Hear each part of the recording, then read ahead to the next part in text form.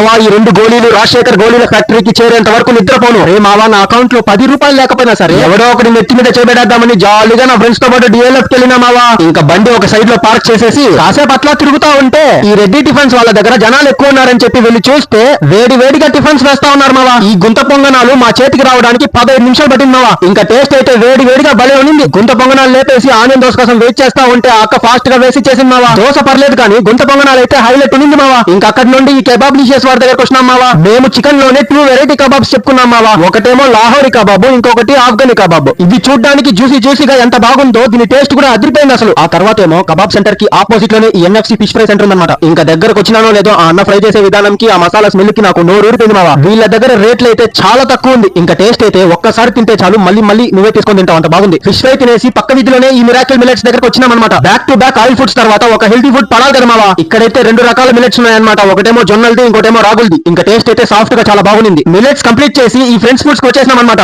జనాలు అయితే గట్టిగా ఉన్నారు మావా. ఇక్కడ పాల్ పరోటా ఫేమస్ అంట. చాలా యూట్యూబ్ షార్ట్స్ లో చూసిన ఆ పరోటా మీద మిల్క్ మేడ్ ఎంత పోసినాడో చూడండి. దీని టేస్ట్ చూద్దామని ఒక పీస్ తిన్నానో లేదో ఘోరమైన స్వీట్ ఉంది మావా. నాకైతే 2 పీసులకే ఎగుటైపోయింది. తర్వాత ఈ చికెన్ కొత్త పరోటా అయితే ఏం బాగలే. అక్కడే గోలీ సోడాలు కూడా లేపేసి ఇంకా ఏదైనా చల్లగా తాగాలనిపించి రాజమండ్రి రోస్ మిల్క్ దగ్గరకు వచ్చినాం. ఫస్ట్ గ్లాస్ లో కొంచెం కోవా వేసి ఆ తర్వాత రోస్ మిల్క్ పోసేసినారు బావా. టేస్ట్ అయితే ఓవర్ స్వీట్ ఏం లేకుండా మంచి ఫ్లేవర్ తో భలే ఉంది. నైట్ టైం తాగితేనే ఇంత బాగుంటాయి, ఎండలో తాగితే హాయిగా ఉంటదేమో. ఇంకా మాకు తినే ఓపిక అస్సలు లేకుండా ఈ డెజర్ట్ తో ఆపేసినాం మావా. మళ్ళీ నెక్స్ట్ వీడియోలో కలుద్దాం. సబ్స్క్రైబ్ చేసుకో మావా.